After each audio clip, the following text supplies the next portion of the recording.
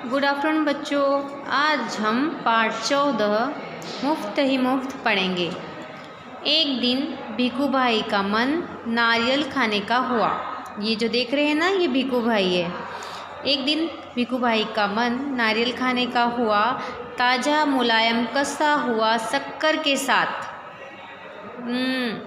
उसके बारे में सोचते ही भिखू भाई ने अपने होठों को चटकारा। वाह, क्या मीठा सा स्वाद होगा। जब हमें भी बच्चों कोई चीज़ पसंद आती है तो हमारे मुंह में पानी आ जाता है, या तो हम होठों को करते हैं या ज़ुबान को बाहर निकाल कर और अंदर वापस लेते हैं। तो इसी तरह उसने अपने होठों को चटकारा। मीठा सा स्वाद होगा, लेकिन एक छोटी सी समस्या थी। घर में तो एक भी नारियल नहीं था। अब यहाँ पे क्या हो रहा है, खाना भी है नारियल, बट नारियल घर पे है ही नहीं। ठीक है, अब मुझे बाज़ार जाना पड़ेगा। उन्होंने अपनी पत्नी लाबूबेन से कहा। हाँ, तो इसमें अब नारियल नहीं है तो उसको लेने के लिए बाज़ार तो जाना पड़ेगा। तो लाबूबेन अपने कंधे उचकाकर बोली, खाना है तो जाना है। उन्होंने क्या कह दिया, खाना है, यदि आपको खाना है तो जाओ लेकर आओ।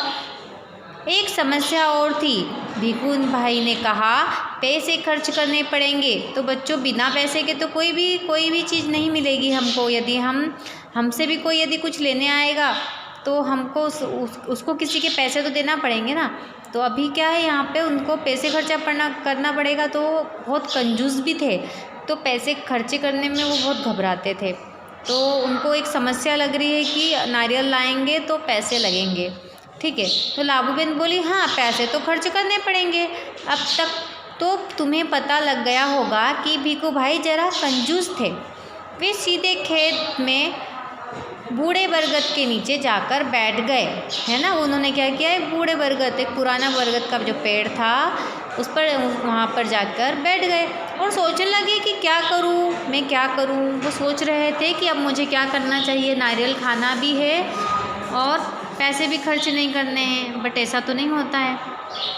मगर नारियल खाने के लिए जी ऐसा ललचाया कि वे जल्दी घर वापस लौटकर लाबूबेन से बोले, अच्छा मैं बाज़ार तक हो आता हूँ, पता तो चले कि नारियल आजकल कितने में बिक रहे हैं।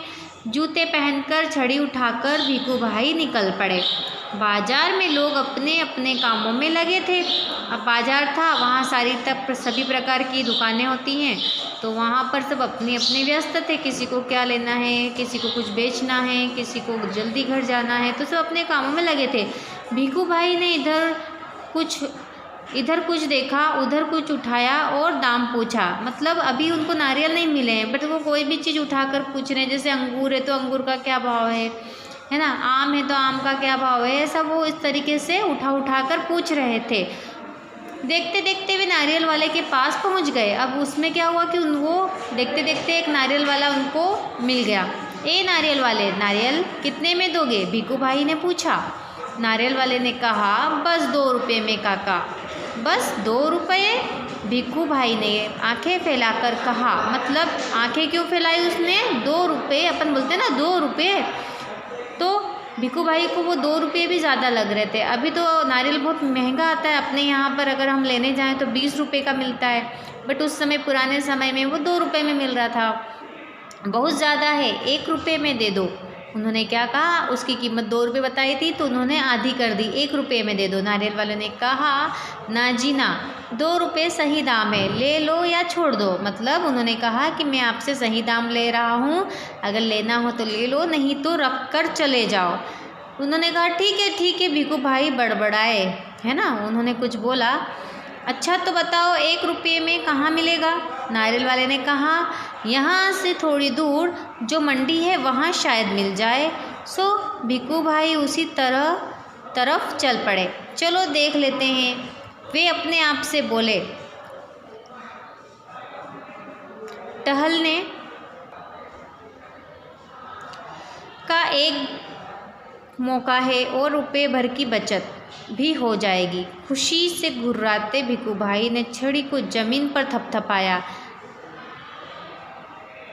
मंडी में कोलाहल फैला हुआ था। व्यापारियों की ऊंची ऊंची आवाज़ें गूंज रही थी।